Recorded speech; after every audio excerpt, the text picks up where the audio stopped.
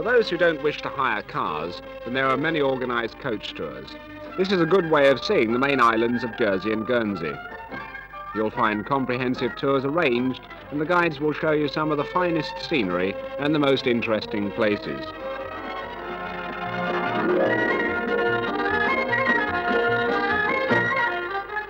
Some of these stop-off places include country inns steeped in history, where you'll get the benefit of duty-free beers, wines and spirits, which almost every holiday maker will no doubt find the time to sample, if you know what I mean.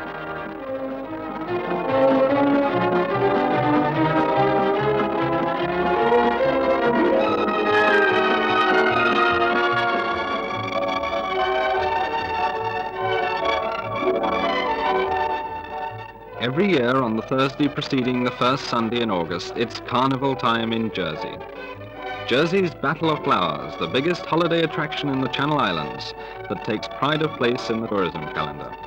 Thousands flock to Victoria Avenue to watch float after float of fantasies made entirely of flowers pass one after another in a cavalcade along the seafront.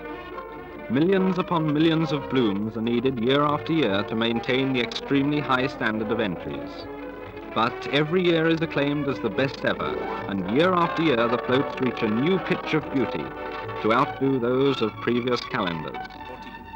Since the Jersey Battle of Flowers was revived in 1951, 14 years ago, the ingenuity shown in the designing, building and decorating of floats has reached such a standard that the event has become the most famous floral festival in the whole of Europe, and the envy of resorts all over the British Isles and on the continent. Only exhibits decorated entirely with flowers can qualify for the greatest prize of the day, the Prix d'Excellence.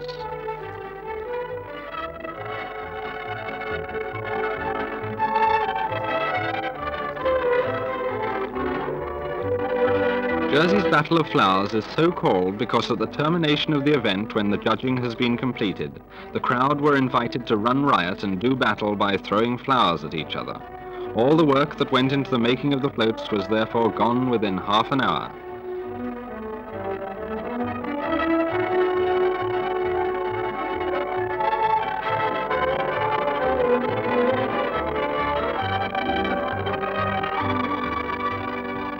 In Alderney, the third largest of the Channel Islands, they too have their carnival. Everybody dresses up in fancy costume as residents and visitors let themselves go. Of course, the big advantage with the Alderney show is that it's called Alderney Carnival Week, and therefore one has 7 times the opportunity to enjoy oneself as in the other islands. Not that anyone needs any prompting to enjoy themselves. Alderney is the most northerly of the islands, and apart from Carnival Week is a quiet place where world-famous author, the late Tim Waite, creator of the Walt Disney fantasy The Sword and the Stone, chose to live and work. Julie Andrews, recent Oscar-winning British actress, also spends many of her holidays on the island.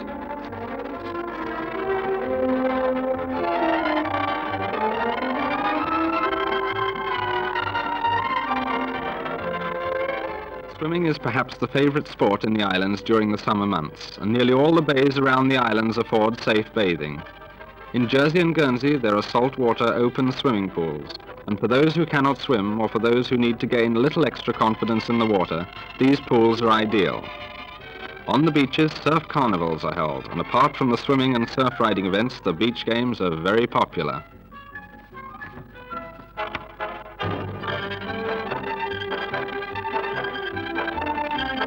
For those who get their excitement on land, then this is the sport for them, go-karting. These boys on the track now are members of the Hollies pop group, just one of the top pop attractions who visit the island during the season.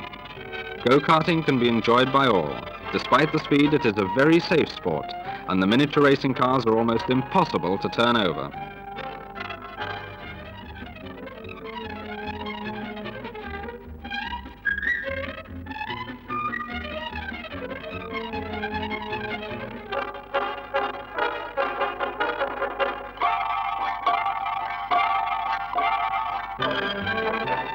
Now to the larger cars and the real power. Bouley Bay Hill, Jersey, the scene every year of the RAC National Hill Climb.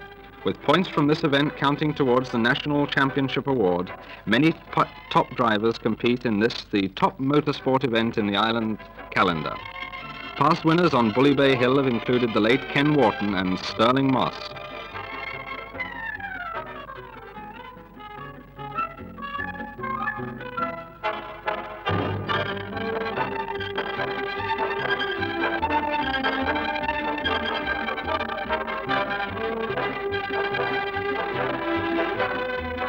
Radio Corner, halfway up the hill, is a tricky hairpin bend where even the top names have come unstuck in their time.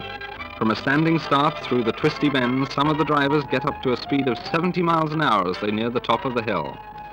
At the bottom of the very same hill on which the hill climb takes place is a small bay. With a stony bottom and a short rise and fall in tide, this bay is ideal for skin diving. Just don a rubber suit for warmth in the water, put an air bottle on your back, and you can explore a new world. The sport is not dangerous, but it is advisable to go down with a fellow and an experienced diver.